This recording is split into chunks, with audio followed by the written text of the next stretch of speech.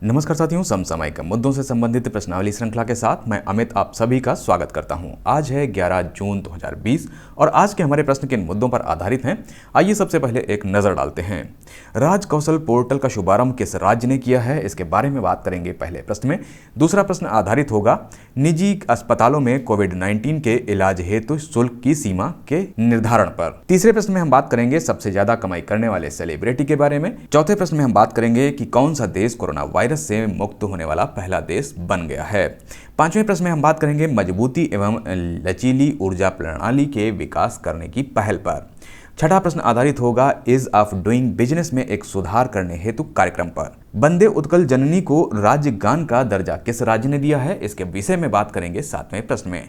आठवां प्रश्न आधारित होगा शहरी स्ट्रीट वेंडर कल्याण कार्यक्रम के शुभारंभ से। हीरो मोटरकॉर्प द्वारा एकीकृत ऑनलाइन बिक्री प्लेटफॉर्म के बारे में बात करेंगे 9वें प्रश्न में। और 10वें प्रश्न में जानेंगे कि बिजली क्षेत्र में सहयोग के लिए जो समझौता किया है वो भारत ने किस देश के साथ किया है। तो हमारे पास पहला प्रश्न है, हाल ही में किस राज्य द्वारा राज कौशल पोर्टल का शुभारंभ किया गया है। हमारे पास ऑप्शन है राजस्थान, कर्नाटक, महाराष्ट्र या तमिलनाडु।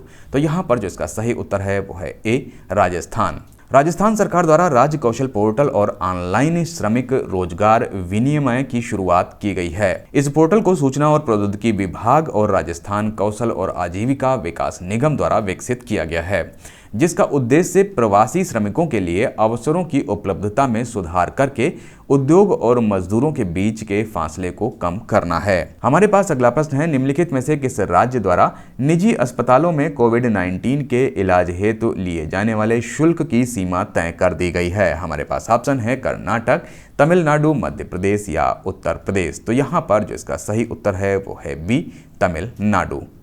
तमिलनाडु द्वारा निजी अस्पतालों में कोविड-19 के इलाज हेतु लिए जाने वाले शुल्क की सीमा तय कर दी गई है। अस्पतालों में आईसीयू में प्रतिदिन का शुल्क 15,000 रुपए से अधिक नहीं होना चाहिए एवं सामान्य वार्ड में बिना लक्षण वाले मरीजों तथा मामूली लक्षण वाले मरीजों के लिए यह अधिकतम 7,500 होना चाहिए। हमारे पास अगला प्रश्न है, हाल ही में फोर्ब्स की 2020 की सबसे ज्यादा कमाई करने वाले सेलिब्रिटी की सूची में शामिल एकमात्र भारतीय कौन है। हमारे पास ऑप्शन है सलमान खान, शाहरुख खान, अमिताभ बच्चन या अक्षय कुमार। तो यहाँ पर जो इसका सही उत्तर है वो है डी, अक्षय कुमार। फोर्ब्स की 2020 की सबसे ज़्यादा कमाई करने वाले सेलिब्रिटी की सूची में शामिल एकमात्र भारतीय अक्षय कुमार हैं।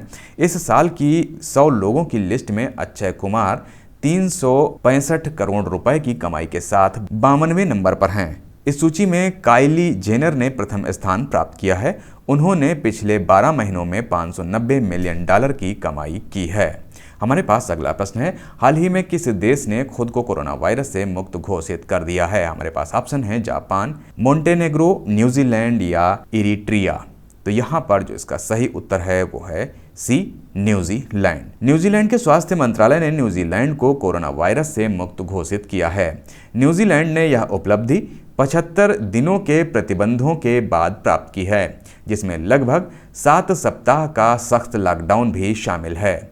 न्यूजीलैंड से पहले 8 अन्य देश भी कोरोना से मुक्त हो चुके हैं। ये देश हैं Montenegro, Papua New Guinea, Eritrea, Seychelles, Saint Kitts and Nevis, Fiji, पूर्वी तिमोर और होली सी। हमारे पास अगला प्रश्न है, हाल ही में मजबूत और लचीली ऊर्जा प्रणाली का विकास करने के लिए निम्नलिखित में से किस पहल की शुरुआत की गई है। हमारे पास ऑप्शन है #I energy, #I comet, #V comet, #V energy. तो हमारे पास जो इसका सही उत्तर है वो है बी, #आई कॉमेट। विश्व पर्यावरण दिवस पर बिजली और नवीन और नवीकरणीय ऊर्जा राज्य मंत्री आर.के. सिंह ने मजबूत एवं लचीली ऊर्जा प्रणाली का विकास करने के लिए #आई कॉमेट अभियान की शुरुआत की। इस पहल की जिम्मेदारी एनर्जी एफिशिएंसी सर्विस लिमिटेड यानी कि EESL की होगी, जिसमें सरकारों, कारपोरेट्स, बहुपक्षीय और द्विपक्षीय संगठनों, थिंक टैंकों के साथ इंडिविजुअल को भी शामिल किया जाएगा। हमारे पास अगला प्रश्न है, हाल ही में CBIC यानी कि केंद्रीय अप्रत्यक्ष कर एवं सीमा शुल्क बोर्ड ने ईज ऑफ डूइंग बिजनेस में एक सुधार करने हेतु किस कार्यक्रम को लॉन्च किया है। हमारे पास ऑप्शन है तुरंत custom, quick custom, easy custom या यूजर फ्रेंडली कस्टम? तो यहाँ पर जो इसका सही उत्तर है वो है ए, तुरंत कस्टम। CBIC यानी कि केंद्रीय अप्रत्यक्ष कर एवं सीमा शुल्क बोर्ड ने इज ऑफ डूइंग बिजनेस में एक सुधार करने हेतु तुरंत कस्टम को लॉन्च किया है। इस कार्यक्रम को बेंगलुरु और चेन्नई में आयातित वस्तुओं के तेजी से सीमा शुल्क निकासी के लिए प्रौद्योगिकी का लाभ उठाने के लिए आगे बढ़ने के लिए शुरू किया गया है। हमारे पास अगला प्रश्न है, निम्नलिखित में से किस राज्य ने वंदे उत्कल जननी को राज्य गान का दर्जा दिया है? हमारे पास ऑप्शन है पश्चिम बंगाल, ओडिशा, कर्नाटक या तमिलनाडु। तो यहाँ पर जो इसका सही उत्तर है वो है बी, ओडिशा। ओडिशा मंत्रिमंडल ने वंदे उत्कल जननी को ओडिशा गान का दर्जा देने के प्रस्ताव को मंजूरी प्रदान कर दी है। इस गान को 1912 में कांता कवि लक्ष्मीकांता महापात्र द्वारा लिखा गया था। यह गान ओडिशा की महिमा और प्राकृतिक सुंदरता का प्रतीक है। हमारे पास अगला प्रश्न है, हाल ही में किस राज्य में शहरी स्ट्रीट वेंडर कल्याण कार्यक्रम का शुभारंभ किया गया? हमारे पास ऑप्शन है राजस्थान, उत्तर प्रदेश, झारखंड या मध्य प्रदेश। तो यहाँ पर जो इसका सही उत्तर है वो है डी, मध्य प्रदेश। मध्य प्रदेश में शहरी स्ट्रीट वेंडर कल्याण कार्यक्रम का शुभारंभ किया गया है। मुख्यमंत्री शिवराज सिंह चौहान ने स्ट्रीट वेंडर पंजीकरण पोर्टल mp-urban.gov.in और मुख्यमंत्री शहरी पथ आवासीय उत्थान योजना की शुरुआत की है। इसके लिए शहरी निकायों को 300 करोड़ रुपए हस्तांतरित किए हैं। हमारे पास अगला प्रश्न है, हाल ही में हीरो मोटरकॉर्प द्वारा कोरोना वायरस महामारी को देखते हुए कौन सा एकीकृत ऑनलाइन बिक्री प्लेटफॉर्म लॉन्च किया गया है? हमारे पास ऑप्शन है e sell, e buy, e shop या बाई डिजिटल। तो यहाँ पर जो इसका सही उत्तर है वो है सी, ई शॉप। हीरो मोटरकॉर्प द्वारा कोरोना वायरस महामारी को देखते हुए ई शॉप एकीकृत ऑनलाइन बिक्री प्लेटफॉर्म को लॉन्च किया गया है। इस प्लेटफॉर्म पर सहज खरीद उपलब्ध कराई गई है, जिसमें खरीद से संबंधित सभी जानकारी और कार्य सिस्टम में बनाए गए हैं। इसमें ग्राहक अपनी पसंदीदा मोटरसाइकिल या स्कूटर सीधे कंपनी की वेबसाइट से खरीद सकते हैं।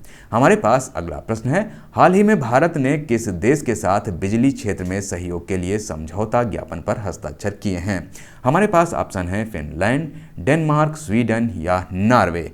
तो यहाँ पर जो इसका सही उत्तर है वो है बी, डेनमार्क। भारत ने डेनमार्क के साथ बिजली क्षेत्र में सहयोग के लिए समझौता ज्ञापन पर हस्ताक्षर किए हैं। समझौते के तहत एक संयुक्त कार्य समूह भी स्थापित किया जाएगा। इस समझौते में तट से दूर पवन, दीर्घकालिक ऊर्जा नियोजन, पूर्वानुमान, ग्रिड में लचीलापन, ग्रिड कोडों का सुदृढ़ीकरण तथा बिजली उत्पादन के विभिन्न प्रभावी विकल्पों को जोड़कर उनका परिचालन किया जा सके। बिजली खरीद समझौतों में लचीलापन, बिजली संयंत्र के लचीलेपन को प्रोत्साहित करने, नवीकरणीय ऊर्जा उत्पादन में विविधता आदि जैसे क्षेत्रों में सहयोग की व्यवस्था है। तो ये थे आज के हमारे समसामयिक मुद्दों से संबंधित 10 प्रश्न। मिलते हैं कल नए 10 प्रश्नों की श्रृंखला के साथ। तब तक के लिए मुझे दीजिए इजाजत। नमस्कार, धन्यवाद।